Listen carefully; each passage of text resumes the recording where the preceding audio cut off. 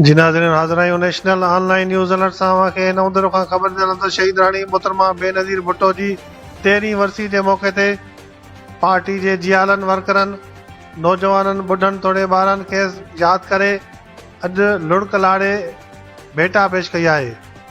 Peoples party youth city नओं दरो पारां सिटी ऑफिस में शहीद राणीअ जी तस्वीर आॾो गुल रखी ॾीआ ऐं मेणबतियूं ॿारे ज़बरदस्त ڀيٽا पेश कई वई आहे।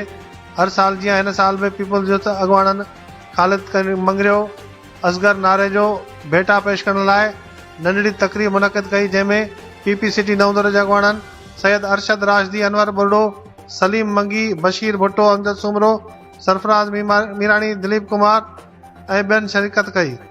शहीद राणी जी तस्वीर आॾो गुल रखी ॾीआ ऐं मेणबतियूं ॿारे ज़बरदस्त ڀيٽا पेश कई वई। हुन मौक़े ते अॻुवाणनि ॻाल्हाईंदे चयो त शहीद राणीअ जो कारकुननि सां वॾी भेण ऐं माउ वारो रवैयो रहंदो हो, जंहिंखे यादि करे अॼु बि आख़िर में लुड़क तरी अचनि था। शहीद पंहिंजे नज़रिए ऐं फ़लसफ़े ज़रिए असांजे दिलनि में अॼु बि ज़िंदा आहिनि। पीपी चेयरमैन बिलावल भुट्टो ज़रदारी शहीद क़ाइदीन जो अलम खणी अॻिते वधी रहियो आहे। अॼु जे ॾींहुं असां शहीद मोहतरमा बेनज़ीर भुट्टो खे ख़राज अक़ीदत पेश कयूं था ऐं सुभाणे वारे जलसे में वधि खां वधि शिरकत करे जलसे खे कामयाबु बणाईंदासीं।